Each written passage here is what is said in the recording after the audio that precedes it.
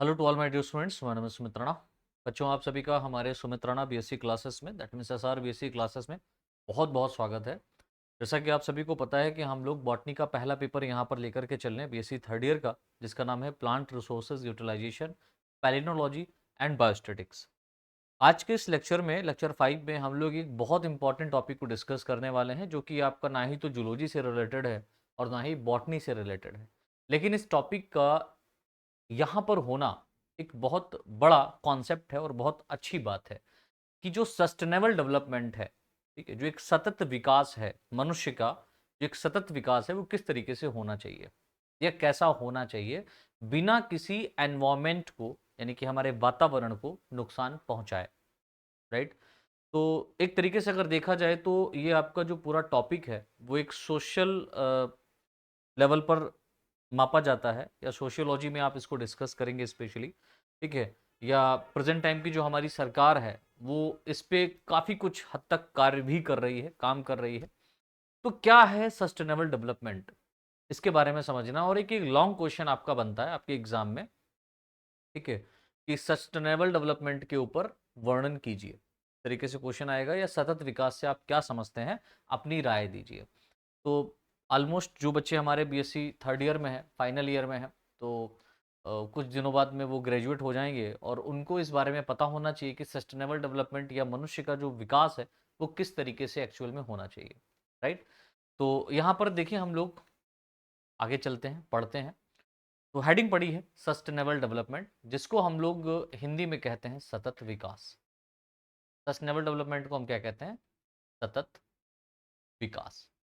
यानी कि ऐसा डेवलपमेंट जो किसी भी एनवायरमेंट को नुकसान पहुंचाए बिना, ठीक है, अपने इकोनॉमिक डेवलपमेंट को, अपने सोशल डेवलपमेंट को करता है, उसको सस्टेनेबल डेवलपमेंट कहते हैं। ठीक है। जैसा कि ये कॉन्सेप्ट है, राइट। सस्टेनेबल डेवलपमेंट क्या है? ये कॉन्सेप्ट दिया गया है, डिफरेंट टाइप की कंट्रीज आपस में मिल करके बैठी हैं, उन्होंने वार्तालाप की है कि जो मनुष्यों का आर्थिक जो है ना डेवलपमेंट हो रहा है, जो आर्थिक विकास हो रहा है, जो सामाजिक विकास हो रहा है, वो बहुत तेजी से हो रहा है। जैसा कि आप सभी जानते हैं कि आज की डेट की जो पॉपुलेशन है वो बहुत ज़्यादा इंक्रीज कर गई है, और वो इतनी ज़्यादा पॉपुलेशन इंक्रीज कर गई है कि हर एक पॉपुलेशन को, या हर एक उसमें इंडिविजुअल को अपने दैनिक जीवन को चलाने के लिए बहुत सारे साधनों की रिक्वायरमेंट है। और अगर हम साधनों की बात करें तो आज की डेट में हमारे आसपास इतने साधन बढ़ गए हैं जो हमारे दैनिक जीवन को चलाने के लिए तो ठीक है, लेकिन अगर हम वातावरण के लेवल पर देखें, या एटमॉस्फेरिक या एनवायरमेंट लेवल पर देखें, तो उसके लिए बड़े घातक हैं। जैसे कि आपको पता है कि आज की डेट में हमारे आसपास बहुत ज़्यादा साधनों का, लाइक मोटरसाइकिल्स का, मोटर व्हीकल्स का बहुत ज़्यादा पॉल्यूशन हो गया है। ठीक है, बहुत ज़्यादा उनका नंबर इंक्रीज हो गया है, और उसको चलाने के लिए हम डेफिनेटली किसका यूज़ करते हैं? ईंधन का यूज़ करते हैं। किसका यूज़ करते हैं? ईंधन का। और ईंधन क्या है? एक फॉसिल फ्यूल है। ठीक है, एक फॉसिल फ्यूल है जो कि काफ़ी समय बाद ये बनता है, और उस फॉसिल फ्यूल का हम लोग बहुत ज़्यादा, बहुत तेज़ी से हम लोग यूज़ कर रहे हैं, और हो सकता है कि आने वाली जो हमारी फ्यूचर जनरेशन है वो भी इसका बहुत ज़्यादा यूज़ कर दे, और जो और आगे आने वाली जनरेशन है उसके लिए कुछ बचे ही ना। तो सस्टेनेबल डेवलपमेंट कहता है कि हमको अपने विकास को, यानी कि सामाजिक लेवल पर, आर्थिक लेवल पर, ऐसे विकास को करना है कि जिससे हमारे पास में जो प्राकृतिक रूप से साधन हैं उनको नष्ट नहीं करना है, उनको नुकसान में नहीं लाना है, या उनको नुकसान नहीं पहुंचाना है। सस्टेनेबल डेवलपमेंट इस बात पे काम करता है। तो सस्टेनेबल डेवलपमेंट क्या है? लिखा हुआ है, देखिए। आपको लिखना क्या है? देखिए, एग्जाम में लॉन्ग क्वेश्चन आएगा, राइट। सस्टेनेबल डेवलपमेंट के ऊपर मैं अभी आपको अगर सिर्फ लेक्चर दूं तो 30-35 मिनट का मैं आपको लेक्चर दे सकता हूं आसानी से, बिल्कुल ऐसे ही पूरा, बिना यहाँ पर पढ़ाए समझाए। ठीक। लेकिन अगर हम बात करें कि हमको लिखना क्या है एग्जाम में, तो हम समझ के अपने थ्योरी के ऊपर भी ध्यान देंगे कि हमको लिखना क्या है एग्जाम में। राइट। तो देखिए, पहला पॉइंट यहाँ पर बच्चों आपको लिखना है कि सस्टेनेबल डेवलपमेंट, यानी कि इसकी डेफिनेशन क्या है, कि सस्टेनेबल डेवलपमेंट शब्द का रिलेशन उस डेवलपमेंट प्रोसेस से होता है जिसमें मनुष्य का जो इकोनॉमिक डेवलपमेंट हो रहा है, आर्थिक लेवल पर जो डेवलपमेंट हो रहा है, मनुष्य का जो सामाजिक स्तर या सामाजिक लेवल पर डेवलपमेंट हो रहा है, वो वातावरण को हानि पहुंचाए बिना होना चाहिए। यानी कि हम लोग जो अपना डेवलपमेंट कर रहे हैं, हम लोग आर्थिक लेवल पर जो अपना डेवलपमेंट कर रहे हैं, सामाजिक लेवल पर जो अपना डेवलपमेंट कर रहे हैं, आप देख रहे हैं कि इंडस्ट्री जहां पर देखो वहां पर फटाफट लगा रहे हैं। हम कतई इस बात से नहीं समझते हैं कि अपने साधन के लिए हम क्या नहीं कर रहे हैं। अपने साधन के लिए हमने रेलवे लाइन बिछाई हुई है, पहाड़ों को, ट्रेनों को निकालने के लिए ग्रीन एरिया को, ग्रीन जोन को हमने नष्ट कर दिया है अपनी सुविधा के लिए। जिधर देखते हैं उधर हाईवे आज बड़ा अच्छा बन रहा है, हाईवे बनवा रहे हैं फटाफट, है ना? क्यों? अपने साधन के लिए। किसी कॉलोनी में अगर हमको रहना है तो आप देखते हैं कि कहीं पर बहुत अच्छा कभी ग्रीन जोन एरिया हुआ करता था, उस एरिया में हमने बिल्डिंग बनवा दी हैं, हमने वहां पर प्लॉटिंग करा दी है, अब लोग जाकर के वहां रहने के लिए खा रहे हैं। तो अपनी सुविधा के लिए, अपनी सुविधा के लिए हम इस बात से कतई निर्विज्ञ हैं, कतई नहीं सोचते हैं कि हमें पेड़ों को काटना चाहिए, जलाशयों को गंदा करना चाहिए या नहीं करना चाहिए, राइट? तो सस्टेनेबल डेवलपमेंट ये बातों को समझाता है कि भाई हमको अपने डेवलपमेंट को तो करना है, ऐसा नो डाउट डेवलपमेंट तो होना ही है। और आज की टेक्नोलॉजी को हम लोग थैंक यू बोलेंगे भाई, कि जिसने हमारे डेवलपमेंट को इतना ज्यादा आगे प्रोत्साहित किया है, आज हमारे डेवलपमेंट को इतना आगे बढ़ा दिया है। हम यहाँ बैठे हैं लेकिन फिर भी हम अपनी मम्मी से बात कर लेते हैं शाम को। आप दूर दराज बैठ करके पढ़ाई करना है और आप अपने घर पे बात कर लेते हैं। और आज की टेक्नोलॉजी तो ऐसी है, आज आप अपने घर में बैठ करके उस दूर दराज जाने वाली जगह पर पहुंचने से पहले ही अपने घर में बैठ करके आप आसानी से पढ़ रहे हैं, ठीक है?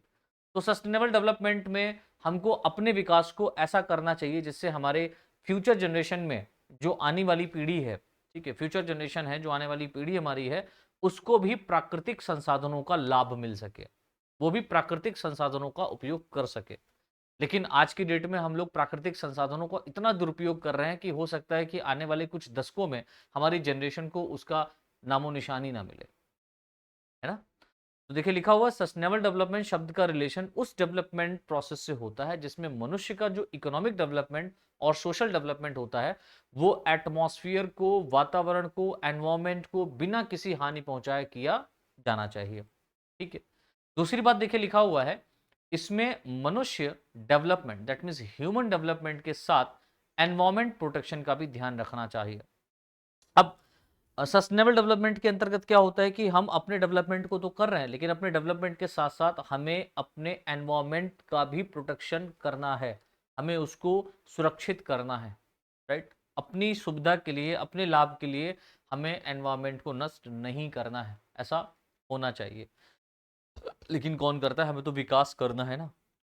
यार प्रेजेंट टाइम की जो सरकार है, इसने काफ़ी समय में अगर देखा जाए, काफ़ी समय तक सस्टेनेबल डेवलपमेंट को बनाने का एक प्रयास भी किया है। जैसे कि जगहों जगहों पर एक आप बिलीव नहीं करेंगे कि कुछ हम लोग जिस एरिया में रह रहे हैं, यूपी में जिस एरिया में आप जहाँ पर रह रहे हैं, आपको बहुत अच्छा पानी पीने का मिल रहा है, ठीक है? अपने हम इंडिया की बात कर लें तो बुंदेलखंड एक ऐसा रीजन है, शहर है, जहाँ पर आज भी पीने का साफ पानी उपलब्ध नहीं है, ठीक है? तो वहाँ पर जो ड्रिंकिंग वाटर है, ठीक है, वो प्योर नहीं है और सैनिटाइजेशन भी वहाँ पर अच्छा नहीं है। मतलब पूरे इंडिया में या पूरे हम वर्ल्ड की बात करें तो सैनिटाइजेशन एंड ड्रिंकिंग वाटर ये प्योर उपलब्ध नहीं हो पा रहा है आज भी बहुत सारी ह्यूमन जनरेशन को या ह्यूमन बींग्स को, ठीक है, बहुत सारी ह्यूमन पॉपुलेशन को ये नहीं मिल पा रहा है, ठीक है?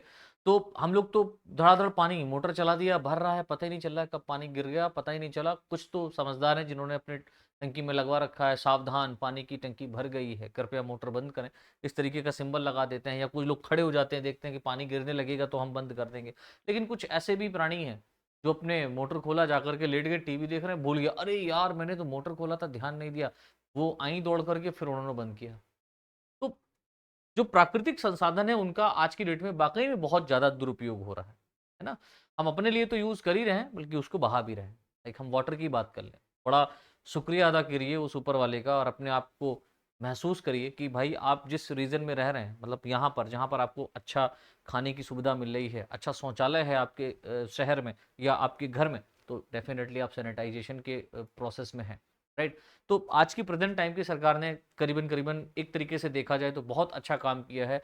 जगह जगहों पर मतलब ऐसे पिछड़े जगहों पर शौचालय बनवाया है जहां पर इसकी सुविधा दी है, शौचालयों की सुविधा दी है जिससे सैनिटाइजेशन हो पा रहा है। और वहां पर जिस कारणवश मतलब सैनिटाइजेशन नहीं हो पाता था, जिस कारण उस कारण से जो बीमारियां फैल रही थी वो कम हो पाई हैं। लेकिन आज अब देखते हैं इंस्टाग्राम पे या फेसबुक पे कभी इतना ज़्यादा वहाँ पर इन्फॉर्मेशन पड़ी हुई है जिसमें आप उलझ जाते हैं, देखने में भूल जाते हैं अपने आप को ही, इतना ज़्यादा इन्फॉर्मेशन वहाँ पर है और सब बकवास भी और ठीक भी है, दोनों चीज़ें हैं। आपको देश विदेश से तो जोड़ता है, लेकिन उसमें बहुत सारी चीज़ें ऐसी बकवास हैं जिसका कोई मतलब नहीं है, लेकिन फिर भी उसमें मज़ा आता है। मज़ा आने के लिए हम देख रहे हैं। खैर, वो एक अलग बात है।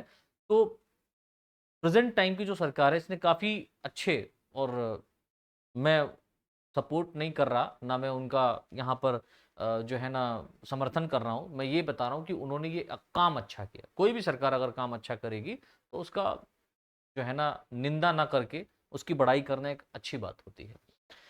देखिए नेक्स्ट पॉइंट लिखा हुआ है सस्टेनेबल डेवलपमेंट वह हाइपोथेसिस है, यानी कि एक इस प्रकार की हाइपोथेसिस है जिसके अकॉर्डिंग ह्यूमन डेवलपमेंट इस प्रकार होना चाहिए, ह्यूमन डेवलपमेंट इस प्रकार होना चाहिए जिसमें वर्तमान जनरेशन की आवश्यकता पूरी हो सके, यानी कि प्रेजेंट टाइम की जो जनरेशन है उसकी जो रिक्वायरमेंट्स है वो पूरी हो सके, तथा फ्यूचर के लिए भी नेचुरल रिसोर्सेज प्रोटेक्ट रह सकें, यानी कि फ्यूचर जनरेशन में जो हमारी नई पीढ़ी आने वाली है उसके लिए भी हमें इन प्रोडक्शंस को या इन जो है ना आवश्यकताओं को, या जो हमारे पास में प्रोडक्ट हैं, नेचुरल प्रोडक्ट हैं, इनका उपयोग वो कर पाए। लेकिन हम क्या कर रहे हैं कि बहुत ही ज़्यादा अपने आप ही बहुत ज़्यादा यूज़ कर रहे हैं सारी चीज़ें, तो हमारी फ्यूचर जनरेशन खतरे में है, और फ्यूचर जनरेशन के साथ साथ एनवायरमेंट हमारा बड़ा खतरे में है। ठीक है, इसी आधार पर सस्टेनेबल डेवलपमेंट के लिए बहुत सारी डेफिनेशंस को दिया गया है। तो कुछ समय बाद अबाउट 18th सेंचुरी के अंतर्गत जो है ना कुछ साइंटिस्टों को ये लगा कि ह्यूमन का जो डेवलपमेंट हो रहा है वो बहुत तेज़ी से हो रहा है, और इसका जो इकोनॉमिक डेवलपमेंट और जो सोशल डेवलपमेंट है ये भी बड़ी तेज़ी से हो रहा है, जिसके कारण हमारा जो एनवायरमेंट है, एनवायरमेंट का जो इशू है वो बढ़ रहा है। ठीक है, तो उसको सही ध्यान में रख करके अगर हम ह्यूमन का डेवलपमेंट करें तो दिक्कत नहीं होगी। तब कुछ साइंटिस्टों ने मिलकर के, जैसे कि यूनाइटेड नेशन कॉन्फ्रेंस हमारी जो है, इसके अंतर्गत एनवायरमेंट एंड डेवलपमेंट, ठीक है, जो अर्थ समिट हैं इनके द्वारा 1992 में प्रस्तुत किया गया था। तो सबसे पहले यूएनसी, ठीक है, United nation conference on environment and development के द्वारा, अर्थ समिट द्वारा 1992 में 1992 में प्रपोज्ड प्रपोज ब्रटलैंड क्या है? ब्रटलैंड एक साइंटिस्ट थे जो कि इन्होंने काफ़ी ज़्यादा इसमें अपनी पढ़ाई कर रखी थी, और ये एक रीजन के वहाँ के एक सम्मानित व्यक्ति थे। ठीक है, तो ब्रटलैंड जो रिपोर्ट है, इनके सम्मान में इसको ब्रटलैंड रिपोर्ट या कॉन्सेप्ट कहा गया। तो ब्रटलैंड एक साइंटिस्ट हैं जिन्होंने काफ़ी कुछ पढ़ के रखा था पॉल्यूशन के बारे में, पॉपुलेशन के बारे में, सोशोलॉजिस्ट थे ये। ठीक है, सोशियोलॉजी के बारे में इन्होंने काफ़ी कुछ ज्ञान था, इसलिए इनको ये बात दी गई थी कि आप जो है ना एक रिपोर्ट देंगे बना करके।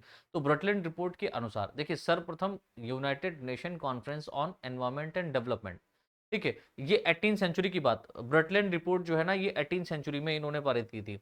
तो अर्थ जो समिट है इन्होंने 1992 में प्रस्तुत ब्रटलैंड रिपोर्ट, ठीक है, के अकॉर्डिंग ही, ब्रटलैंड रिपोर्ट के अकॉर्डिंग ही सस्टेनेबल डेवलपमेंट की डेफिनेशन को प्रपोज किया गया था या किया था।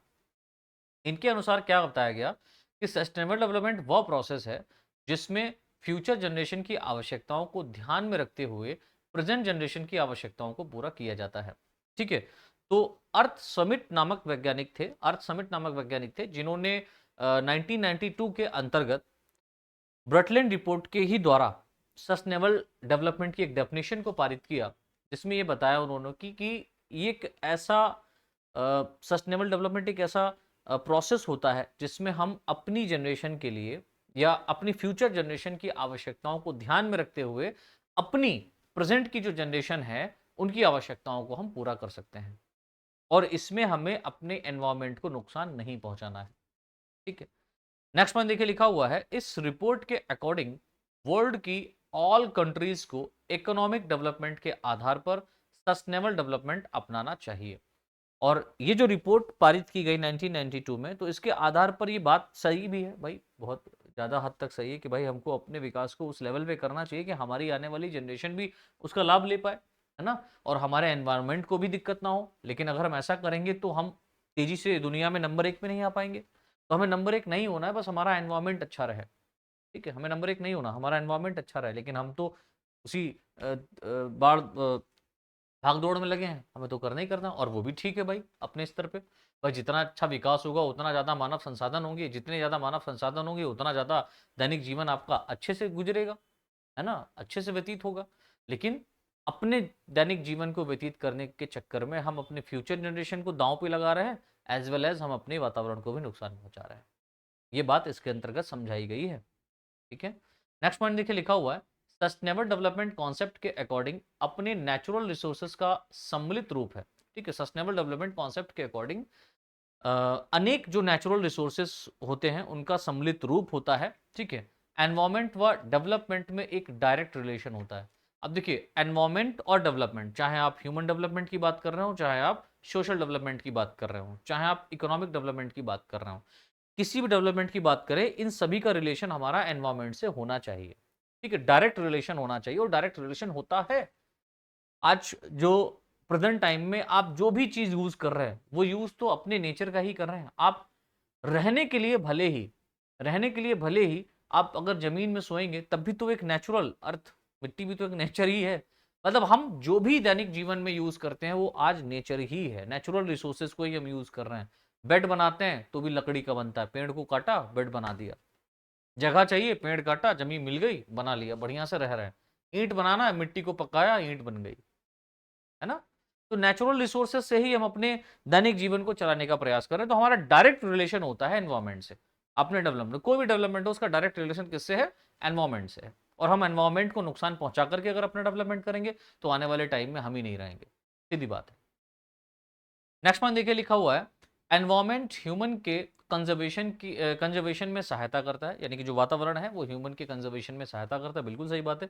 लेकिन मनुष्य द्वारा अत्यधिक हाई व अनकंट्रोल्ड इकोनॉमिक डेवलपमेंट के कारण, यानी हमारे द्वारा इतनी तेजी से, इतनी ज्यादा मात्रा में और अनकंट्रोल्ड अनकंट्रोल्ड इकोनॉमिक डेवलपमेंट हम इतना ज्यादा कर रहे हैं, जिस कारण हमारा जो एनवायरमेंट है उसको हानि पहुंच रही है, जिसके कारण एनवायरमेंट पॉपुलेशन की समस्या उत्पन्न होती है। और इस डेवलपमेंट के कारण, economic development and social development, human के डेवलपमेंट के कारण, अनकंट्रोल डेवलपमेंट के कारण क्या हो रहा है कि इकोनॉमिक एंड पॉपुलेशन, क्या हो रहा है, पॉपुलेशन जो है ना बढ़ रही है और बहुत ज्यादा पॉल्यूशन ग्रोथ कर रहा है, राइट, बढ़ रहा है।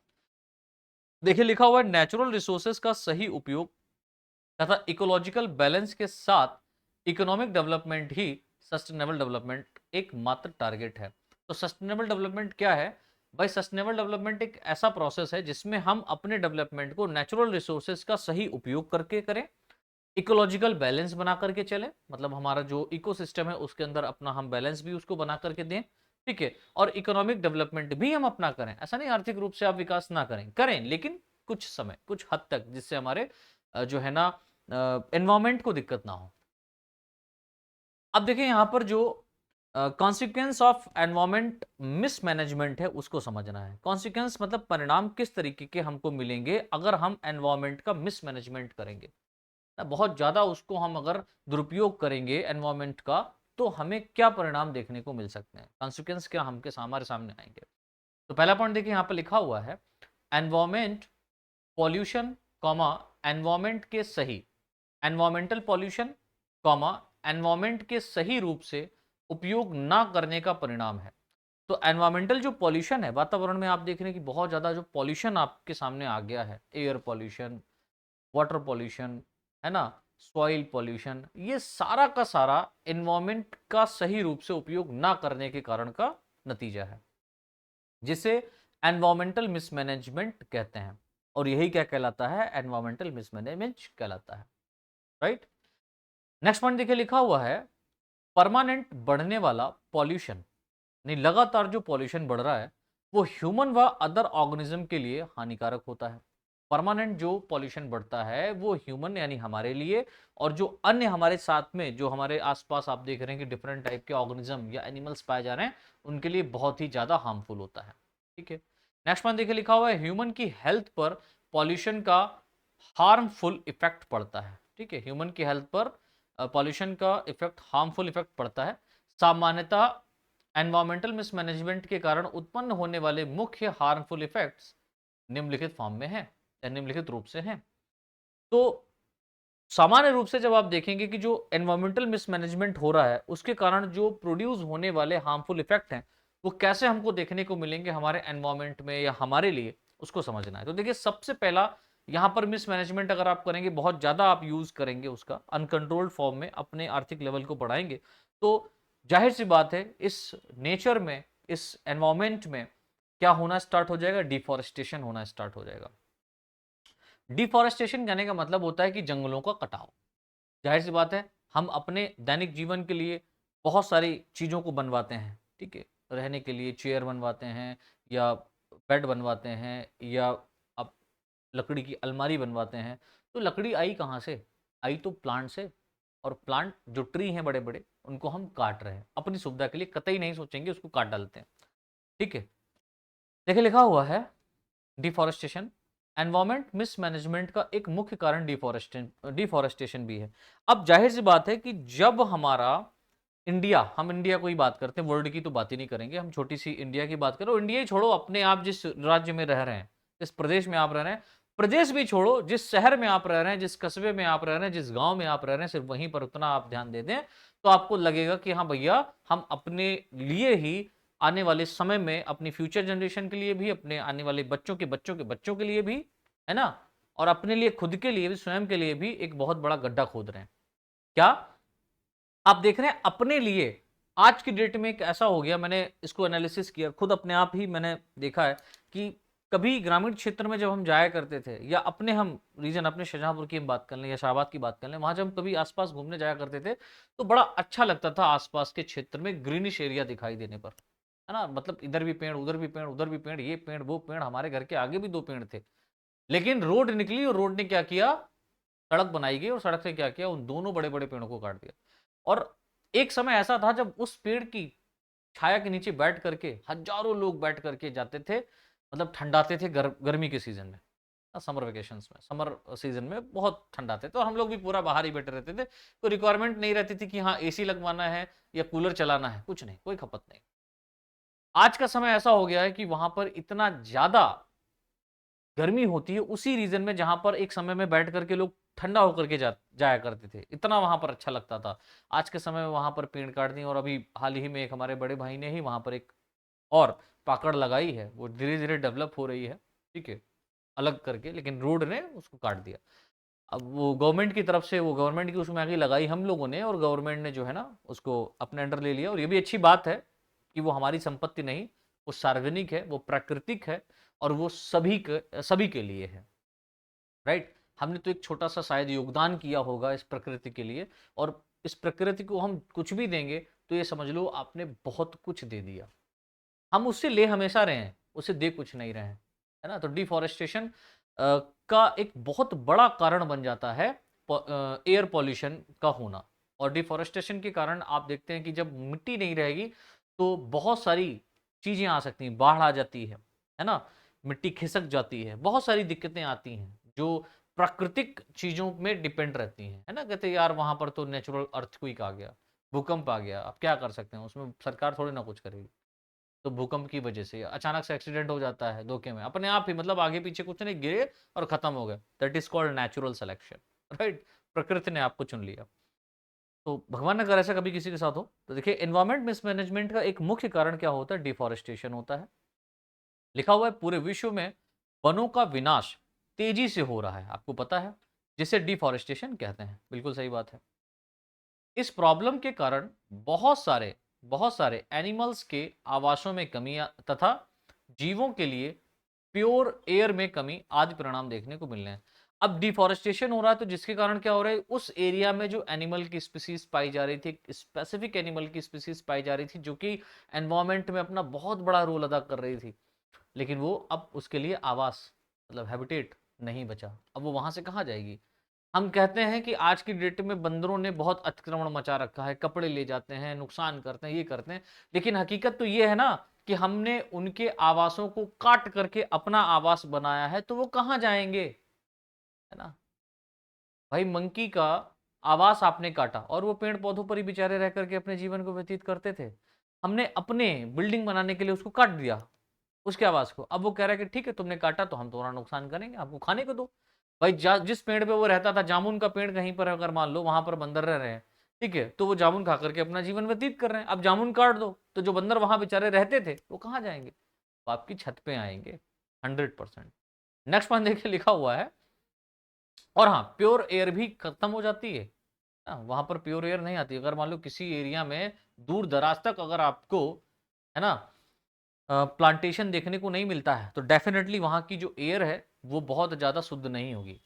नेक्स्ट पॉइंट देखिए लिखा हुआ है, डिफॉरेस्टेशन के कारण मनुष्य के लिए अनेक प्राकृतिक आपदाओं, है ना, नेचुरल क्लाइमेटीज, फॉर एग्जांपल फ्लड का आना, है ना, अर्थक्वेक का होना, लैंडस्लाइड्स का होना आदि में ग्रोथ होती है। अब डिफॉरेस्टेशन होगा तो ये चीजें तो होंगी ही होंगी। नेक्स्ट पॉइंट देखिए लिखा हुआ है, डिफॉरेस्टेशन के कारण मनुष्य सॉरी एनवायरमेंट में एयर पॉल्यूशन का स्तर अत्यधिक बढ़ जाता है। अब जाहिर सी बात है डिफॉरेस्टेशन होगा तो एनवायरमेंट में एयर पॉल्यूशन बढ़ेगा, है ना, एयर पॉल्यूशन का लेवल बहुत ज्यादा बढ़ जाता है तथा ह्यूमन व अदर एनिमल्स के लिए यह अत्यधिक घातक होता है और डिजीज व डेथ रेट में ग्रोथ करता है। नेक्स्ट हमारा है एयर पॉल्यूशन। डिफॉरेस्टेशन हुआ, डिफॉरेस्टेशन में एयर पॉल्यूशन कैसे हो रहा है? अब एयर पॉल्यूशन भी हमारे लिए बहुत ज्यादा घातक है।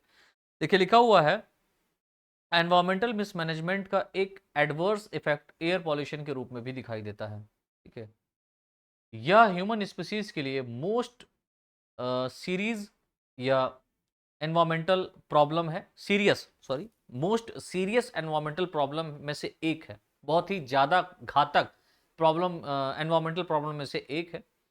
नेक्स्ट, सामान्यतः अगर हम बात करते हैं एयर पॉल्यूशन की, तो मेनली इंडस्ट्री, जो एयर पॉल्यूशन बढ़ रहा है वो बढ़ किससे रहा है? डिफॉरेस्टेशन तो कारण है ही है, लेकिन उसके साथ साथ जो मेजर, अब मान लो पेड़ पौधे काटने की कोई दिक्कत नहीं, लेकिन वहां पर पेड़ पौधे काट करके अगर इंडस्ट्री या इंडस्ट्रियल एरिया उसको बनाया जाता है तब दिक्कत है। उस एरिया में डेफिनेटली क्या होगा? एयर पॉल्यूशन होगा। तो इंडस्ट्री के कारण होता है, अगर व्हीकल्स बहुत ज्यादा किसी एरिया में हो रहे हैं तो भी वहां पर क्या है? एयर पॉल्यूशन होगा, आदि के कारण माना जाता है। ठीक है, जिसके कारण मनुष्य में डिफरेंट टाइप की डिजीज प्रोड्यूस होती हैं। ठीक है, तथा एयर पॉल्यूशन ह्यूमन बींग्स की डेथ रेट का एक मेन कारण होता है, मुख्य कारण होता है। जो एयर पॉल्यूशन होता है वो ह्यूमन बींग्स का जो डेथ रेट जो आज बढ़ रहा है वो एयर पॉल्यूशन के कारण ही बढ़ रहा है अधिकतर। अच्छा देखिए, स्वास्थ्य लेवल पर भी हम लोगों ने बहुत ज़्यादा जो है ना इकोनॉमिक डेवलपमेंट किया है। स्वास्थ्य लेवल पर आप देख रहे हैं कि जितना ज़्यादा आज अच्छे से अच्छी मेडिसिन बन रही है, या बहुत ज़्यादा हॉस्पिटलाइजेशन हो रहा है, बहुत ज़्यादा हॉस्पिटल खोले जा रहे हैं, डिस्ट्रिक्ट भी बहुत, मतलब आपके कस्बे कस्बे गांव गांव में आपके हॉस्पिटल पहुंचाए जा रहे हैं, है ना। और कुछ ऐसे भी हॉस्पिटल हैं जो हाई लेवल के हैं, वहाँ पर एक जो 30% जो जनता हमारी इंडिया में है, 30% पॉपुलेशन ऐसी है जो गरीबी रेखा से नीचे है और वो उस लेवल पर नहीं जा पाती है। तो सस्टेनेबल डेवलपमेंट ये काम कर रहा है कि भैया जो समान प्रकार की दवाइयाँ हैं, मतलब दवाई का कोई मोल भाव ना हो और मूल्यांकन ना हो पाए, और सभी प्रकार की दवाइयाँ आपको उपलब्ध कराई जाएं। कोशिश सरकार की ये रहती है फ्री में, या सस्टेनेबल डेवलपमेंट का ये रहता है कि फ्री में आपको वो प्रोवाइड की जाए। जैसे कि अगर आप गवर्नमेंट जो है ना डिस्ट्रिक्ट से या गवर्नमेंट हॉस्पिटल में जाकर के अपनी डिजीज के बारे में बताते हैं डॉक्टर को, तो वो आपको लिखते हैं। और कुछ डॉक्टर बाहर भी दवाई लिखते हैं, उनका बाहर से साठगांठ होता है, मिलती सारी दवाई अंदर है, लेकिन वो आपको हो सकता है कि और अच्छे से जल्दी ठीक करने के लिए बाहर से लिखें, लेकिन बाहर का उनका 100% पैकेज रहता है। ये मैं नहीं करा, ये मैंने देखा है, और मैं ऐसे किसी डॉक्टर के ऊपर लांछन भी नहीं लगा रहा हूँ। बहुत सारे डॉक्टर फ्री में ही सारा कुछ करते हैं, अपने पास से ही लगाते हैं, वो मनुष्य के लिए अपना प्यार दिखाते हैं, है ना, ह्यूमन बींग्स होने का एक अपना जो है ना वर्चस्व देते हैं। लेकिन कुछ ऐसे भी डॉक्टर होते हैं जो उनको लिखते हैं दवाई, बाहर मेडिकल से लेकर के आना है, और वहाँ उनका थोड़ा परसेंटेज रहता है। मेडिकल वाले उन डॉक्टर साहब को मंथली या पर डे पैसे जो है ना पहुँचाते हैं। खैर, इस पे बात नहीं करना है, ये तो हमारा देखा ही जा रहा है, लेकिन इस पे भी सरकार को ध्यान में थोड़ा सा संज्ञान में इसको लेना चाहिए। मैंने देखा नहीं कहीं पर, लेकिन बस ये सुना है कईयों के मुंह से, और हमारे सिटी में या किसी की भी सिटी में ऐसा होता है। अब बाहर मेडिकल से अगर डॉक्टर मेडिकल से दवाई लिख रहे हैं तो बाहर ही मिलेगी, अंदर नहीं है क्या? सरकार ने वो दवाई नहीं बनाई, या उस फार्मूले से रिलेटेड कोई दूसरी दवाई नहीं है जो आप उसको दे सकते हैं? सारी मेडिसिन अवेलेबल होती हैं, सारी मेडिसिन हैं उसी जो है ना डिपार्टमेंट में, बट वो फिर उनका फायदा नहीं है ना। खैर, लेकिन अब देखिए स्वास्थ्य लेवल पर हमने तो इकोनॉमिक बड़ा ज्यादा जो है ना डेवलपमेंट कर लिया है, लेकिन उतना ही ज्यादा हम देख रहे हैं कि ह्यूमन बींग्स अपने हेल्थ में गिरावट आ गई, ह्यूमन बींग्स की हेल्थ में गिरावट आ गई है बहुत ज्यादा। हमारे पास में मेडिसिन से एक वीआईपी बन गई है, लेकिन ह्यूमन बींग्स की जो है ना स्वास्थ्य में भी गिरावट आ गई। क्यों? क्योंकि हमने जो फार्मेसी खोली, जो हमने बहुत सारा मेडिकल अपना बनाया, या जो भी हम कर रहे हैं, ये क्या कर रहे हैं, अपने इकोनॉमिक एक बहुत ही ज्यादा फॉर्म में कर रहे हैं, है ना, कि इतना ज्यादा हो रहा है। और जब ज्यादा फॉर्म में आप कोई चीज बनाएंगे, इंडस्ट्री आप दिन रात चलाएंगे, तो एयर पॉल्यूशन होगा, एयर पॉल्यूशन होगा तो जाहिर सी बात है हेल्थ के ऊपर तो इफेक्ट पड़ेगा ही, है ना। चलिए, तो ये तो बात अलग है। नेक्स्ट पॉइंट देखिए यहां पर है सॉइल पॉल्यूशन।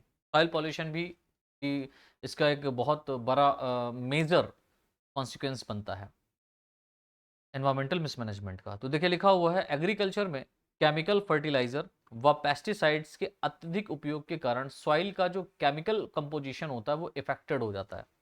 ठीक है, हम बहुत जल्दी और तेजी के साथ में ग्रो कराते हैं क्रॉप प्लांट्स को, कोशिश करते हैं कि एक जो प्रोसेस है 6 महीने का वो 3 महीने में कंप्लीट हो जाए, तो हम ज्यादा से ज्यादा फर्टिलाइजर डालते हैं। कोई इंसेक्ट उसको खराब ना कर दे तो पेस्टिसाइड्स भी डालते हैं, जिस कारण उस एरिया की जो सॉइल होती है उसमें जो केमिकल कंपोजिशन होता है उसका इफेक्ट हो जाता है, बहुत ज्यादा इफेक्ट उसमें पड़ेगा, उसका बैलेंस डिस्टर्ब हो जाता है। ठीक है, और सॉइल पॉल्यूशन का जो लेवल होता है बढ़ने के कारण सॉइल की जो फर्टिलिटी होती है वो कम हो जाती है, उपजाऊ क्षमता जो होती है वो कम हो जाती है, तथा सॉइल पॉल्यूशन, ठीक है, के कारण किसी स्थान पर डेजर्टिफिकेशन की दर बढ़ जाती है। सॉइल पॉल्यूशन के कारण अगर मान लो किसी एरिया में सॉइल पॉल्यूशन होने लगा, तो जाहिर सी बात है आने वाले कई दशकों में वहां पर डेजर्टिफिकेशन हो जाएगा। दैट मीन्स वहां पर डेजर्ट के रूप में आपको देखने को मिलेगा, वहां किसी भी प्रकार की प्लांट स्पीसीज आपको देखने को नहीं मिलेगी। नेक्स्ट है वाटर पॉल्यूशन, है ना। तो देखिए लिखा हुआ है वाटर सोर्सेज के गलत प्रयोग के कारण वाटर पॉल्यूशन का लेवल बढ़ता है, ठीक है, तथा इसका ह्यूमन व अदर ऑर्गेनिज्म पर प्रतिकूल प्रभाव पड़ता है, अनफेवरेबल इफेक्ट पड़ता है, राइट। नेक्स्ट पॉइंट देखिए लिखा हुआ है वाटर पॉल्यूशन के कारण ह्यूमन में कॉलरा व टाइफाइड नामक डिजीज होती है। अगर वाटर पॉल्यूशन ज़्यादा हो रहा है तो ह्यूमन में डिफरेंट टाइप की डिजीज हो रही हैं, यही नहीं और भी बहुत सारी डिजीज हो रही हैं। ट्यूबरकुलोसिस भी जो है ना कंटेमिनेटेड फूड एंड वाटर को खाने से पीने से होता है। नेक्स्ट देखिए यहाँ पर है एटमॉस्फेरिक चेंजेस। अब जाहिर सी बात है कि अगर हम एनवायरमेंटल मिसमैनेजमेंट अधिक करेंगे तो हमारे सामने एक एटमॉस्फेरिक चेंजेस भी देखने को मिलेगा, ये भी एक परिणाम आएगा, वातावरण में परिवर्तन। कभी किसी एरिया में बहुत अच्छा वातावरण हुआ करता था, बड़ा ठंडा ठंडा महसूस होता था, लेकिन वहां पर ज़्यादा डिफॉरेस्टेशन होने के कारण, एयर पॉल्यूशन होने के कारण, व्हीकल्स के वहां पर ज़्यादा बढ़ने के कारण, ह्यूमन पॉपुलेशन की जनरेशन बढ़ने के कारण वहाँ का टेम्परेचर हाई हो गया है। जैसे दिल्ली जैसी साथ एरिया में आप अगर निकल जाएं तो वहाँ टेम्परेचर चरम सीमा पे है, दिन में निकलेंगे तो ऐसा लगता है फूंक देगा सूरज आपको। मैं गया कभी नहीं, फिलहाल कोशिश करूंगा जाने की कभी। यार मैं दिल्ली नहीं गया कभी घूमने, चलो क्या घूमने की जगह है। क्राइम तो फिलहाल अब कम है, पहले बहुत ज़्यादा था। कि जो प्रेजेंट टाइम की वहाँ की जो सरकार है वो काफ़ी अच्छे कदम उन्होंने उठाए हैं और बड़ा अच्छा लगता है कि देख करके। खैर देखिए लिखा हुआ है बचे हुए वाटर सॉइल, बचे हुए water comma soil comma forest व अदर नेचुरल रिसोर्सेज के असंतुलित उपयोग के कारण, यानी कि जो हमारे पास में वाटर बचा हुआ है, सॉइल जो बची हुई है जो दिक्कत में नहीं है अभी, फॉरेस्ट जो हमारे पास बचे हुए हैं, अन्य नेचुरल जो रिसोर्सेज बचे हुए हैं, उनका हम लोग असंतुलित उपयोग कर रहे हैं, ठीक है। और जिसके कारण पृथ्वी का जो एनवायरमेंट है वह इसकी सरफेस जो इफेक्ट सरफेस जो है वो इफेक्टेड होती है। तो पृथ्वी का जो एनवायरमेंट है और पृथ्वी की जो सरफेस है वो क्या हो रही, इफेक्टेड होती है, जिसके कारण एनवायरमेंट में मेनी चेंजेस होते हैं। जैसे कि हम बात करते हैं किसकी, ओजोन लेयर का क्षय होना। जो ओजोन लेयर है वो धीरे धीरे कम होती जा रही है और टेम्परेचर बढ़ता जा रहा है। इसके बाद में हमारे पास में लॉस ऑफ बायोडाइवर्सिटी।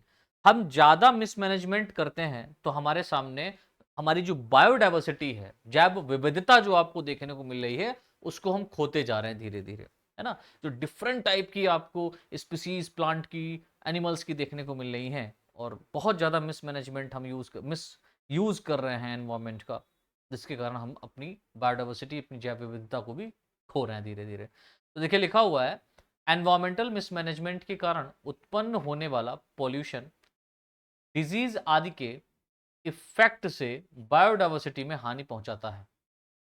ठीक है, बायोडायवर्सिटी में हानि होती है। नेक्स्ट पॉइंट देखिए, लिखा हुआ है बायोडायवर्सिटी लॉस के कारण कुछ स्पेसिफिक एनिमल व प्लांट एक्सट्रीमली रेयर हो जाते हैं, बहुत कम बचते हैं, अथवा रेयर ऑर्गेनिज्म जो होते हैं वो धीरे धीरे एक्सटिंक्ट या फिनिश हो जाते हैं, उस एरिया से या पूरे विश्व से वो खत्म ही हो जाते हैं बेचारे। ठीक है, बायोडायवर्सिटी हमारे पास लॉस हो रही ना, बायोडायवर्सिटी में कमी होने पर एनवायरमेंटल बैलेंस डिस्टर्ब हो जाता है। तो ये भी बात सही है कि बायोडायवर्सिटी अगर कम होगी तो जो एनवायरमेंट का एक लेवल बना हुआ है, एक बैलेंस बना हुआ है, वो डिस्टर्ब हो जाएगा। ठीक है, जब वो डिस्टर्ब हो जाएगा तो दिक्कत होगी। तब हमारे पास में सस्टेनेबल डेवलपमेंट कॉन्सेप्ट आता है। तो सस्टेनेबल डेवलपमेंट कॉन्सेप्ट के अकॉर्डिंग, ठीक है, एनवायरमेंटल मिसमैनेजमेंट के कारण किसी प्लेस की जलवायु, वहां की जो एटमॉस्फेरिक एयर है, ठीक है, जलवायु में होने वाले चेंजेस संपूर्ण विश्व के लिए एक घातक समस्या के रूप में माना जाता है, या संपूर्ण विश्व में, कंप्लीट वर्ल्ड में, होल वर्ल्ड में एक घातक समस्या का सामना करना पड़ेगा। ये घातक समस्या के रूप में है। किसी भी स्पेसिफिक प्लेस, यानी कि किसी भी एक ऐसा प्लेस आपका है जो बहुत ही स्पेसिफिक है, उस प्लेस से रिलीज होने वाली पॉइजनस गैस व हार्मफुल मेटल्स आदि किसी अन्य प्लेस पर एनवायरमेंट को प्रभावित करती हैं। तो ये भी खास बात है कि अगर मान लो किसी एक स्पेसिफिक प्लेस पर, एक स्पेसिफिक स्थान पर कोई एक ऐसी गैस या पॉइजनस गैस या हार्मफुल मेटल रिलीज हो रहा है जो उस पर्टिकुलर एरिया को तो डैमेज पहुंचा ही रहा है, उसको तो ये नुकसान पहुंचा ही रहा है, लेकिन इसके साथ साथ वो किसी दूसरे भी पर्टिकुलर एरिया के एनवायरमेंट या प्लेस को क्या करेगा, प्रभावित करेगा। नेक्स्ट देखिए, लिखा हुआ है सस्टेनेबल डेवलपमेंट रिपोर्ट के अकॉर्डिंग पूरे विश्व में विभिन्न देशों के मध्य सहयोग की आवश्यकता, ठीक है, होती है, जिसके द्वारा विश्व में पॉल्यूशन लेवल को कम किया जा सकता है तथा डिफरेंट कंट्रीज ग्रीन कंट्रीज के रूप में डेवलप हो सकती हैं। ग्रीन कंट्री कहने का मतलब क्या होता है कि मतलब ऐसा साधन जो बिना किसी पॉल्यूशन के हमको बहुत ही ज्यादा इकोनॉमिक लेवल पर, आर्थिक लेवल पर जो है ना सहयोग करता है, उसको हम लोग ग्रीन लेवल बोल सकते हैं। ठीक है, ग्रीन कंडीशन बोल सकते हैं। और जिस कंट्री में ये सारे साधन उपयोग हो जाएं उसे हम लोग ग्रीन कंट्री कह सकते हैं। वहां पर प्लांटेशन ज्यादा हो जाए, जैसे कि सोलर पैनल है। सोलर पैनल क्या हो रहा है, ग्रीन एनर्जी कैसी है, ग्रीन एनर्जी कहने का मतलब होता है सोलर पैनल का यूज करना। सोलर पैनल के माध्यम से जो हमको, अब जैसे सनलाइट से हमें क्या मिल रहा है, सन से हम अपनी बैटरी चार्ज कर लेते हैं और लाइट उससे रात में हम यूज कर लेते हैं। तो अगर ये बहुत कम पैसों में, अफोर्डेबल पेमेंट में अगर लोगों को पहुंचाया जाए, ठीक है, या सरकार के द्वारा ही इसको वितरित किया जाए, तो क्या होगा कि जहां पर लाइट प्रोडक्शन हो रहा है, जहां पर लाइट बनाई जा रही है, एनर्जी बनाई जा रही है, वहां पर पॉल्यूशन हो रहा है, तो वो पॉल्यूशन का लेवल कम हो जाएगा ऑटोमेटिक। और एक नेचुरल रिसोर्सेज के कारण हमने क्या करना है, एक अच्छा एनर्जी का सोर्स हमने ढूंढ लिया, तो वो क्या हो जाता है, ग्रीन एनर्जी। ऐसी को हम क्या बोलेंगे, ग्रीन एनर्जी। और ऐसे जो इंपॉर्टेंट, जो नेचर के द्वारा ही हम उनका उपयोग कर लें बिना किसी नेचर को नुकसान पहुंचाए, जैसे सोलर पैनल में किसी भी प्रकार का 0% का वहां पर आप देखेंगे कि पॉल्यूशन है, किसी प्रकार का पॉल्यूशन नहीं होता, 0% पॉल्यूशन है। ठीक है, तो ये ग्रीन एनर्जी हो गया, है ना। तो ग्रीन कंट्री के रूप में डेवलप हो सकती है अगर हम लोग सस्टेनेबल डेवलपमेंट रिपोर्ट के अकॉर्डिंग या सस्टेनेबल डेवलपमेंट के अंतर्गत जो बातें बताई गई हैं, जो नियम पारित किए गए हैं, उसके आधार पर हम अपना काम करते हैं। तो अब सस्टेनेबल डेवलपमेंट लोग एक्सेप्ट ही नहीं कर पा रहे हैं। क्यों? क्योंकि सस्टेनेबल डेवलपमेंट की कुछ ऐसी नीतियां हैं जो बहुत ही कॉस्टली हैं, बहुत महंगी हैं, है ना। कुछ ऐसी नीतियां हैं जो कम महंगी हैं, तो उनको वहीं पे छोड़ दिया जाता है। खैर, नेक्स्ट पॉइंट देखिए, लिखा हुआ है विश्व की जलवायु में होने वाले चेंजेस के एडवर्स इफेक्ट का सामना करने के लिए विश्व के विश्व के विभिन्न देशों में लगभग 2015 के पेरिस एग्रीमेंट को स्वीकार किया गया था। ठीक है, 2015 में एक पेरिस एग्रीमेंट लॉन्च किया गया, इसको स्वीकार किया गया था, जिसमें करीबन 185 कंट्रीज द्वारा किए गए इस एग्रीमेंट में विश्व में पॉल्यूशन के लेवल को कम करने तथा संपूर्ण विश्व के टेम्परेचर को 2 डिग्री तक, है ना, 2 डिग्री तक में कमी लाने का प्रयास करने का उद्देश्य निर्धारित किया गया था। तो सस्टेनेबल डेवलपमेंट के अंतर्गत 2015 में एक पेरिस एग्रीमेंट जो है ना पारित किया गया, जिसमें करीबन 185 कंट्रीज ने आपस में क्या किया था, साठगांठ की थी, इसमें सिग्नेचर किया था, इस एग्रीमेंट को अपनाया था और पॉल्यूशन के लेवल को कम करने के लिए दृढ़ संकल्प लिया था कि हम क्या करेंगे, पॉल्यूशन का लेवल कम करेंगे और हम क्या करेंगे कि अपने एरिया में या अपने देश, अपनी कंट्री का जो टोटल 2 डिग्री सेल्सियस टेम्परेचर है उसमें भी हम गिरावट लाने का प्रयास करेंगे। और ये तभी संभव हो पाएगा जब हम लोग सस्टेनेबल डेवलपमेंट कराएं, ठीक है, या सस्टेनेबल डेवलपमेंट के आधार पर अपने आर्थिक लेवल पर, अपने सामाजिक लेवल पर जो है ना उनके प्रोडक्शन को बढ़ाएं। नेक्स्ट पॉइंट देखिए, लिखा हुआ है सस्टेनेबल डेवलपमेंट विश्व में होने वाले क्लाइमेट चेंजेस के कारण इंक्रीज पॉल्यूशन, ठीक है, क्लाइमेट चेंजेस के कारण इंक्रीज पॉल्यूशन लेवल तथा बायोडाइवर्सिटी में कमी आदि को रोकने का एकमात्र उपाय है, ठीक है। तो जो सस्टेनेबल डेवलपमेंट है ये एक ऐसा हम कह सकते हैं क्लाइमेट चेंज कर सकता है पूरे विश्व में, जो किसी भी एरिया के इंक्रीज पॉपुलेशन लेवल को और बायोडाइवर्सिटी की कमी आदि को रोक सकता है सस्टेनेबल डेवलपमेंट के कारण। लगभग 2012 में सस्टेनेबल डेवलपमेंट कॉन्सेप्ट के अंतर्गत बहुत सारे मेनली फॉलोइंग टारगेट्स को प्रपोज किया गया था। मैनी फॉलोइंग टारगेट्स को प्रपोज किया गया था। बहुत सारे मैनी फॉलोइंग टारगेट मतलब बहुत सारे निम्नलिखित टारगेट्स को क्या किया गया था, प्रपोज किया गया था।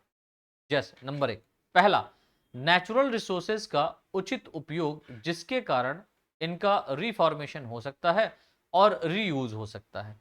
यानी कि नेचुरल रिसोर्सेज का हम क्या करेंगे, एक उचित उपयोग करेंगे जिसके कारण इनका रिफॉर्मेशन हम करा पाए और उनको हम पुनः यूज कर पाए, पुनः उनको हम बना पाए और पुनः यूज कर पाए।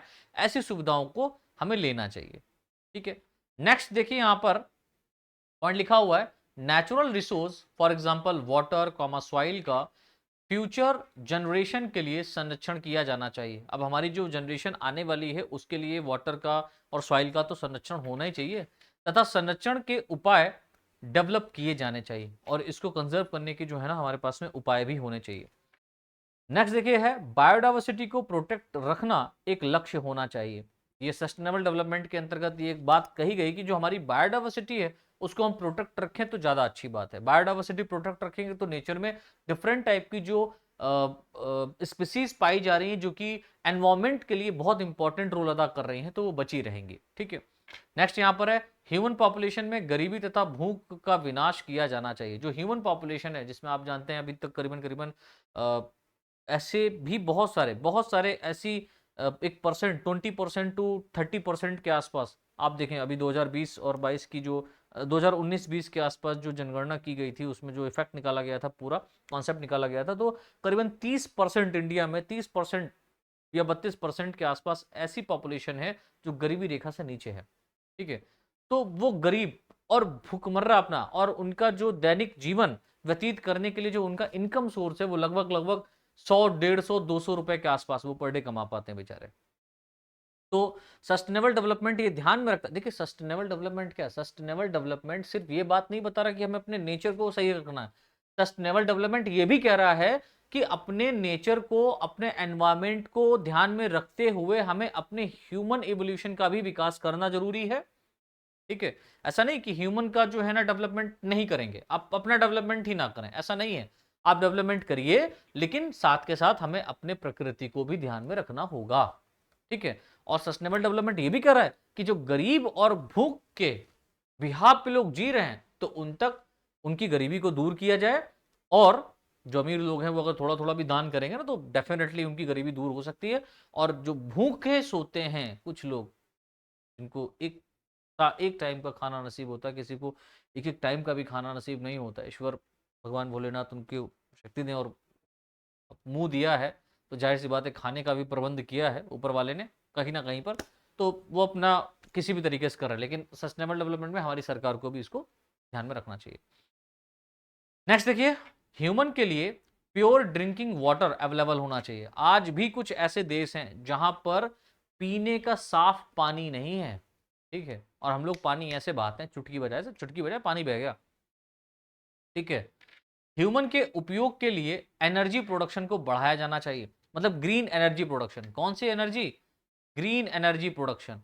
ग्रीन ग्रीन एनर्जी कहने का मतलब क्या होता है? बिना किसी नेचुरल प्रोडक्ट का यूज किए या बिना किसी नेचर को नुकसान पहुंचाए हमें एनर्जी का प्रोडक्शन करना चाहिए। जैसे कि सोलर पैनल, सोलर पैनल अगर आज की डेट में बहुत सस्ता कर दिया जाए तो हर कोई उसको खरीद सकता है, या उसके और भी इफेक्ट को अच्छा बना दिया जाए, है ना, उस पर काम किया जाए।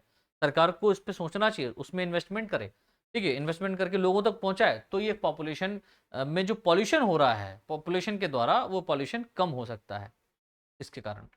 नेक्स्ट देखिए, यहां पर लिखा हुआ है इकोनॉमिक व इंडस्ट्रियल ग्रोथ एक निश्चित गति के लिए किया जाना चाहिए। अब ऐसा भी नहीं कि लगातार धड़ाधड़ धड़ाधड़ धड़ाधड़ धड़ाधड़ आप जो है ना अपनी इंडस्ट्री में प्रोडक्शन बढ़ा रहे हैं और वो प्रोडक्शन बिक ही नहीं रहा है, फिर उसको फेंका जाता है। बहुत बहुत बड़ी बड़ी कंपनियां जब एक्सपायर हो जाते हैं प्रोडक्ट तो फेंक देते हैं। तो हमें उतना यूज करना चाहिए जितना हमारे लिए अवेलेबल हो सके, है ना। तो इंडस्ट्रियल ग्रोथ उतना होना चाहिए, इकोनॉमिक लेवल पर भी हमें उतना ही ग्रोथ करना चाहिए जितना हमें हो सके, और फ्यूचर जनरेशन के लिए भी हमको बचा के रखना चाहिए।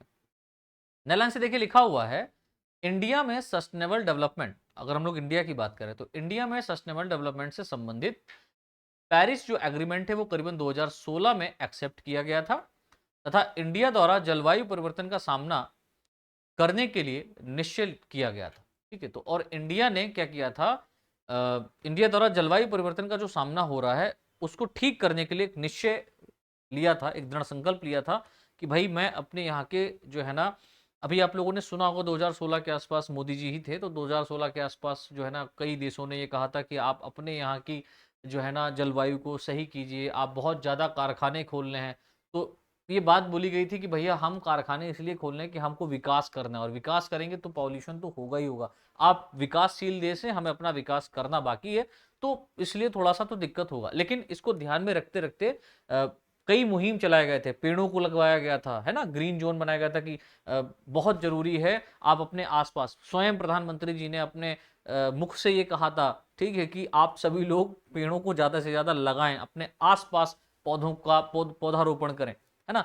तो ये काफी चला था उस समय, तो ये इसका एक बहुत बड़ा इफेक्ट भी पड़ा, ऐसा नहीं है।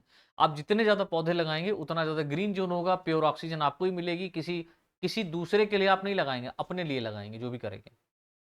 नेक्स्ट पॉइंट देखिए लिखा हुआ है पूरे विश्व में होने वाले कार्बन इमिशन, ठीक है, इमिशन का भारत में केवल 5.7% उपयोग होता है। तो पूरे विश्व की अगर हम बात करें तो इसमें भी सबसे ज्यादा, अगर आप मतलब इसमें भी आप देखेंगे तो हम लोग बहुत कम लेवल पर हैं।